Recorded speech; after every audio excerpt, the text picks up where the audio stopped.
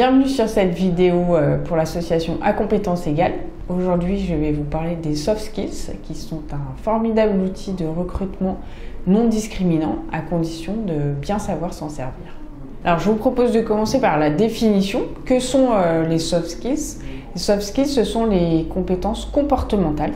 On les distingue des compétences techniques qui sont de l'ordre du savoir-faire et de la connaissance qui est le savoir. Donc les soft skills, c'est tout ce qui reste en fait une fois qu'on a enlevé la compétence technique et la connaissance. Pour vous donner un exemple, tout le monde sait ce que c'est qu'un vélo. Ça, c'est le savoir. Certaines personnes, la plupart, savent faire du vélo. Ça, c'est la compétence technique.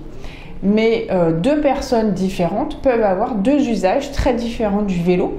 On peut en avoir une qui va avoir envie de faire la course ou d'aller dans la montagne, grimper des sommets, de battre des concurrents. Et puis on va avoir quelqu'un qui va préférer randonner en famille, profiter du paysage, ou quelqu'un qui va en avoir un usage utilitaire pour aller au travail. Voilà.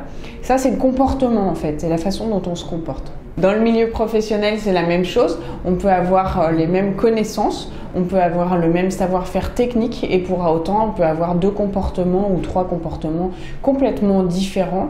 Et c'est ça qui va faire la différence entre deux personnes dans une entreprise. En quoi c'est important de les identifier, ces soft skills, dans les processus de recrutement et pourquoi les recruteurs y accordent une place prépondérante maintenant dans leur processus? C'est parce que les études qui ont été faites sur le sujet prouvent que ça fait une vraie différence en fait. On peut avoir la même base de connaissances et de savoir-faire, mais c'est le comportement qui va faire que l'entreprise va performer ou que la personne va être bien dans son travail. Ça contribue à l'ambiance dans une équipe et ça contribue au succès commercial, managérial et au succès d'une entreprise dans sa globalité. C'est pourquoi les recruteurs accordent maintenant de plus en plus d'importance à l'évaluation de ces soft skills. Il y a des méthodes qui existent pour les évaluer et vous pouvez être confronté dans des processus de recrutement à des méthodes un petit peu innovantes qui visent à évaluer ces soft skills chez les futurs recrues. Alors, comment les recruteurs s'y prennent pour identifier ces fameuses soft skills? Il y a plusieurs méthodes. Il peut y avoir l'entretien que tout le monde connaît. Vous vous retrouvez face à face avec un recruteur qui va vous poser un certain nombre de questions.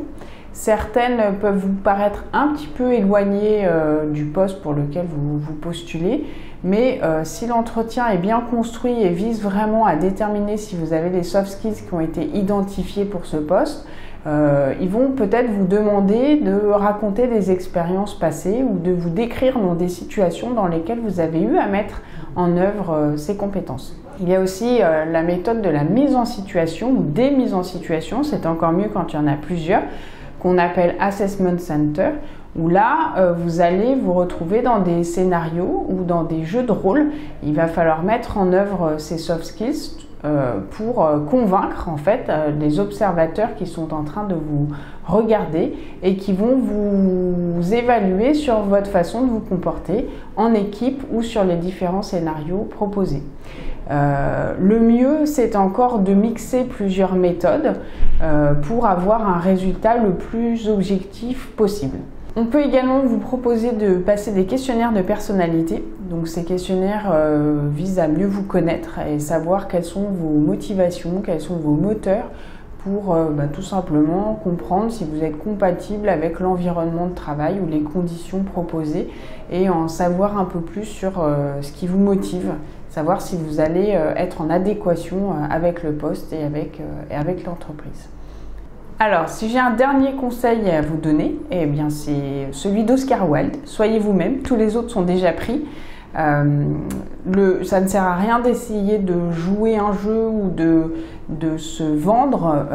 Soyez authentique, décrivez-vous et soyez naturel dans vos réactions. C'est le meilleur moyen de convaincre et surtout de trouver un poste qui corresponde vraiment à vos talents et à vos envies. Si le sujet vous intéresse et que vous souhaitez en savoir plus, rendez-vous sur l'Académie À Compétences Égales sur notre site internet où vous pourrez consulter un livret entièrement consacré aux soft skills.